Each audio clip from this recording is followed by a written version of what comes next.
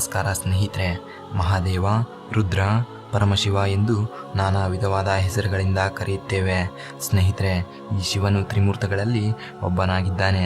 ಹಾಗೂ ಸ್ನೇಹಿತರೆ, ಶಿವನನ್ನ ಬ್ರಹ್ಮಾಂಡದ ಆದಿಪುರುಷ ಎಂದು ಹಾಗೂ ಈತನನ್ನೇ ಬ್ರಹ್ಮಾಂಡದ ವಿನಾಶಕ ಎಂದು ನಮ್ಮ ಸನಾತನ ಹಿಂದೂ ಧರ್ಮದಲ್ಲಿ ಹೇಳಲಾಗಿದೆ. ಸ್ನೇಹಿತರೆ, ಶಿವನು ಎಷ್ಟು ಶಕ್ತಿಶಾಲಿ ಹಾಗೂ ಆತನಲ್ಲಿ ಕೋಪ ಎಷ್ಟಿರುತ್ತದೆ ಹಾಗೂ ಆತನ ಜನನದ ಬಗೆಗಿನ ಇಂಟ್ರೆಸ್ಟಿಂಗ್ ವಿಷಯಗಳನ್ನು ಈ ವಿಡಿಯೋದಲ್ಲಿ ತಿಳಿದುಕೊಳ್ಳೋಣ.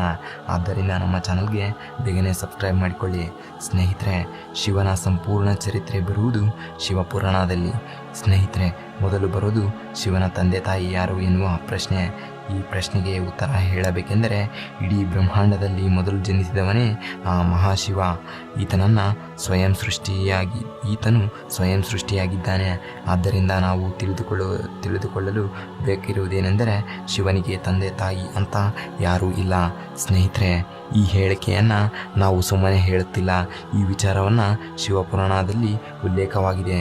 ಹಾಗೂ ಇನ್ನೊಂದು ಕಥೆಯು ನಮಗೆ ಶಿವನ ಲೀಲೆಯ ಬಗ್ಗೆ ಹಾಗೂ ಪವಾಡದ ಬಗ್ಗೆ ನಮಗೆ ತಿಳಿಸುತ್ತದೆ.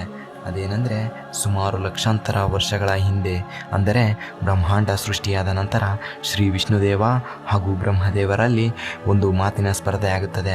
ಇಬ್ಬರು ನಿನಗಿಂತ ನಾನು ಶ್ರೇಷ್ಠ ಎಂದು ಒಬ್ಬರಿಗೊಬ್ಬರು ಹೇಳಿಕೊಳ್ಳುತ್ತಿರಬೇಕಾದರೆ ಈ ಮಾತು ಮುಂದುವರೆದು ಯುದ್ಧದ ಸ್ಥಿತಿ ತಲುಪುತ್ತದೆ. ಹಾಗೂ ಅವರಿಬ್ಬರ ನಡುವೆ ಬಂದ ಆ ಮಹಾದೇವ ಶಿವನು ಇಬ್ಬರಿಗೂ ನಾನು ಒಂದು ಸವಾಲನ್ನು ಹಾಕುತ್ತೇನೆ, ಇದರಲ್ಲಿ ಗೆದ್ದವರೇ ಶ್ರೇಷ್ಠರು ಎಂದು ಶಿವನು ಹೇಳುತ್ತಾನೆ.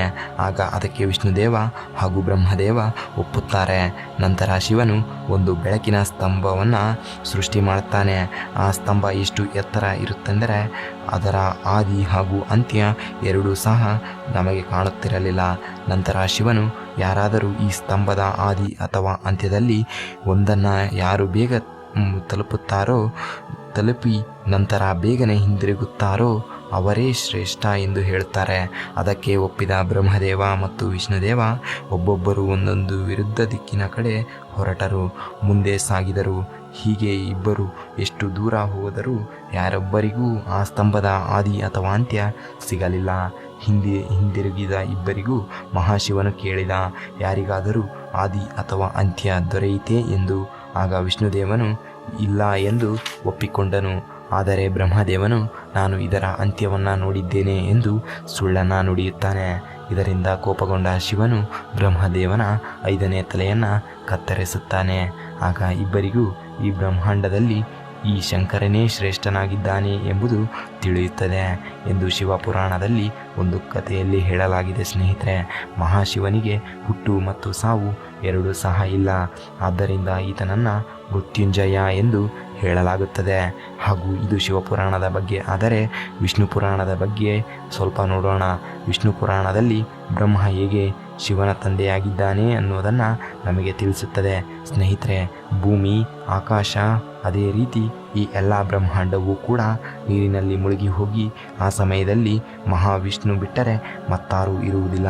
ಆ ಸಮಯದಲ್ಲಿ ಕೇವಲ ಮಹಾವಿಷ್ಣು ಮಾತ್ರ ನೀರಿನ ಮೇಲೆ ತೇಲುತ್ತಿರುತ್ತಾರೆ. ನಂತರ ವಿಷ್ಣುದೇವರ ನಾಭೆಯಿಂದ ಒಂದು ಕಮಲದ ಹೂವು ಉದ್ಭವಿಸುತ್ತದೆ. ಆ ಕಮಲದ ಹೂವಿನಿಂದ ಬ್ರಹ್ಮದೇವ ಸೃಷ್ಟಿಯಾಗ್ತಾರೆ. ಬ್ರಹ್ಮ ಹಾಗೂ ಮಹಾವಿಷ್ಣು ಇಬ್ಬರೂ ಕೂಡ ಈ ಬ್ರಹ್ಮಾಂಡದ ಬಗ್ಗೆ ಮಾತನಾಡ್ತಾ ಇರುವಾಗ ಅವರಿಬ್ಬರ ನಡುವೆ ಮಹಾಶಿವ ಉದ್ಭವಿಸುತ್ತಾನೆ. ಆಗ ಬ್ರಹ್ಮ ಮಹಾಶಿವನನ್ನು ಗುರುತಿಸೋದಕ್ಕೆ ಆಗಲಿಲ್ಲ. ಆಗ ಮಹಾಶಿವನು ಅಲ್ಲಿಂದ ಮಾಯವಾಗಿ ಬಿಡ್ತಾರೆ. ಇದನ್ನೆಲ್ಲ ಗಮನಿಸಿದ ಮಹಾವಿಷ್ಣು ಬ್ರಹ್ಮನಿಗೆ ದಿವ್ಯ ದೃಷ್ಟಿಯನ್ನು ಪ್ರಸಾದಿಸಿ ಶಿವನ ಬಗ್ಗೆ ನೆನಪಿಸುತ್ತಾನೆ. ಇದಾದ ನಂತರ ಬ್ರಹ್ಮ ತನ್ನ ತಪ್ಪನ್ನು ತಿಳಿದುಕೊಂಡು ಶಿವನನ್ನು ಕ್ಷಮಾರ್ಪಣೆ ಕೇಳಿ ಪುತ್ರನ ರೂಪದಲ್ಲಿ ನನಗೆ ಜನಿಸು ಎಂದು ಶಿವನನ್ನು ಕೋರಿಕೊಳ್ತಾನೆ. ಆಗ ಮಹಾಶಿವ ಬ್ರಹ್ಮದೇವನ ಪ್ರಾರ್ಥನೆಯನ್ನು ಅಂಗೀಕರಿಸಿ ಆಶೀರ್ವಾದವನ್ನು ಮಾಡ್ತಾನೆ. ನಂತರ ಬ್ರಹ್ಮದೇವ ಈ ಸೃಷ್ಟಿಯನ್ನು ಸೃಷ್ಟಿಸುವ ಸಮಯದಲ್ಲಿ ಆತನಿಗೆ ಒಂದು ಮಗುವಿನ ಅವಶ್ಯಕತೆ ಬೀಳುತ್ತೆ. ಆ ಮಹಾಶಿವನ ಆಶೀರ್ವಾದ ಬ್ರಹ್ಮದೇವರಿಗೆ ನೆನಪಾಗುತ್ತದೆ. ತಕ್ಷಣವೇ ಮಹಾದೇವನಿಗಾಗಿ ಬ್ರಹ್ಮ ತಪಸ್ಸನ್ನು ಮಾಡೋದಕ್ಕೆ ಶುರು ಮಾಡ್ತಾನೆ. ಈ ರೀತಿ ಸ್ವಲ್ಪ ಕಾಲದ ನಂತರ ಮಹಾದೇವ ಒಬ್ಬ ಹುಡುಗನ ರೂಪದಲ್ಲಿ ಬ್ರಹ್ಮನ ರೂಪದಲ್ಲಿ ಪ್ರತ್ಯಕ್ಷ ಆಗ್ತಾನೆ. ಆ ಹುಡುಗ ಬ್ರಹ್ಮನ ಮುಂದೆ ಬಂದು ನಿಂತು ಅಳ್ತಾ ಇರ್ತಾನೆ. ಬ್ರಹ್ಮ ಆ ಬಾಲಕನನ್ನು ಯಾಕೆ ಅಳ್ತಾ ಇದೆಯಾ, ನಿನ್ನ ಹೆಸರು ಏನು ಎಂದು ಕೇಳ್ತಾನೆ. ಆಗ ಆ ಬಾಲಕ ನನಗೆ ಯಾವುದೇ ಹೆಸರಿಲ್ಲ ಎಂದು ಹೇಳ್ತಾನೆ. ಆಗ ಬ್ರಹ್ಮದೇವ ಆ ಬಾಲಕನಿಗೆ ರುದ್ರ ಎಂಬ ಹೆಸರನ್ನು ಇಡ್ತಾನೆ. ಆ ಹೆಸರಿಗೆ ಅರ್ಥ ಅಳುತ್ತಾ ಇರುವವನು ಎಂದು. ಆ ಹೆಸರನ್ನು ಇಟ್ಟುಕೊಂಡ ನಂತರವೂ ಕೂಡ ಆ ಬಾಲಕ ಅಳೋದಕ್ಕೆ ಶುರು ಮಾಡ್ತಾನೆ. ಇದರಿಂದ ಬ್ರಹ್ಮ ಮತ್ತೊಂದು ಹೆಸರನ್ನು ಇಡ್ತಾನೆ. ಆ ಎರಡನೇ ಹೆಸರು ಕೂಡ ಆ ಬಾಲಕನಿಗೆ ಇಷ್ಟ ಆಗೋದಿಲ್ಲ. ನಿರಂತರವಾಗಿ ಈ ರೀತಿ ಆ ಹುಡುಗ ಅಳ್ತಾ ಇರ್ತಾನೆ. ಹೇಗಾದರೂ ಮಾಡಿ ಈ ಮಗುವನ್ನು ಸಮಾಧಾನ ಮಾಡಬೇಕು, ಹೇಗಾದರೂ ಮಾಡಿ ಈ ಮಗುವನ್ನು ಸುಮ್ಮನಿರಿಸಬೇಕೆಂದು ಬ್ರಹ್ಮ ಶಿವನಿಗೆ 108 ಹೆಸರುಗಳನ್ನು ಇಡ್ತಾನೆ. ರುದ್ರ, ಸರ್ವ, ಈಶ, ಭೀಮ ಮತ್ತು ಮಹಾದೇವ, ಈ ರೀತಿ 108 ಹೆಸರುಗಳನ್ನು ಬ್ರಹ್ಮದೇವ ಶಿವನಿಗೆ ಇಡ್ತಾನೆ. ಶಿವಪುರಾಣಗಳ ಪ್ರಕಾರ ಎಲ್ಲ ಹೆಸರುಗಳು ಸಹ ಭೂಮಿಯ ಮೇಲೆ ಬರೆಯಲಾಗಿದೆ. ಹಾಗೂ ನಾವು ಮುಖ್ಯವಾಗಿ ಶ್ರೀಮದ್ದೇವಿ ಭಗವದ್ ಪುರಾಣದ ಬಗ್ಗೆ ಕೇಳಬೇಕು. ಯಾಕಂದರೆ ಪುರಾಣದಲ್ಲಿ ಈ ಮಹಾಶಿವನ ತಂದೆ ತಾಯಿಗಳ ಬಗ್ಗೆ ಹೇಳಲಾಗಿದೆ. ಶ್ರೀಮದ್ ದೇವಿ ಮಹಾಪುರಾಣದ ಪ್ರಕಾರ ಒಂದು ಸಲ ನಾರದ ತನ್ನ ತಂದೆಯಾದ ಬ್ರಹ್ಮನಿಗೆ ಈ ಸೃಷ್ಟಿಯ ನಿರ್ಮಾಣವನ್ನು ಯಾರು ಮಾಡಿದ್ದಾರೆ ಎಂದು ಕೇಳ್ತಾನೆ. ಅದೇ ರೀತಿ ನಿಮ್ಮ ತ್ರಿಮೂರ್ತಿಗಳಲ್ಲಿ ತಂದೆ ತಾಯಿಯರು ಯಾರು ಎಂದು ಕೇಳ್ತಾನೆ. ಆಗ ಬ್ರಹ್ಮದೇವರು ಈ ವಿಷಯದ ಬಗ್ಗೆ ನಾರದ ಮುನಿಗೆ ಹೇಳ್ತಾನೆ. ಬ್ರಹ್ಮದೇವರು ಹೇಳಿರುವ ವಿಷಯ ತುಂಬ ಆಶ್ಚರ್ಯಕರವಾಗಿದೆ. ಬ್ರಹ್ಮದೇವ ಏನು ಹೇಳ್ತಾರೆಂದರೆ, ದುರ್ಗಾದೇವಿಯಿಂದ ಬ್ರಹ್ಮ, ವಿಷ್ಣು, ಮಹೇಶ್ವರರು ಹುಟ್ಟಿದ್ದಾರೆ ಎಂದು ಸಮಾಧಾನದ ಉತ್ತರವನ್ನು ಕೊಡ್ತಾನೆ. ಆ ದುರ್ಗಾದೇವಿಯೇ ನಮ್ಮ 3 ಜನಕ್ಕೆ ತಾಯಿ ಎಂದು ಬ್ರಹ್ಮದೇವರು ಹೇಳ್ತಾರೆ. ಮತ್ತು ಕಾಲ ಸದಾಶಿವ ನಮ್ಮ ತ್ರಿಮೂರ್ತಿಗಳ ತಂದೆ ಎಂದು ಹೇಳ್ತಾನೆ. ಈ ಎಲ್ಲ ಪುರಾಣ ಹಾಗೂ ಇಂದಿನ ಕಥೆಗಳ ಉಲ್ಲೇಖದ ಆಧಾರದಲ್ಲಿ ಬರುವ ವಿಷಯಗಳನ್ನು ನಾವು ಈ ವಿಡಿಯೋದಲ್ಲಿ ತಿಳಿದುಕೊಂಡಿದ್ದೇವೆ.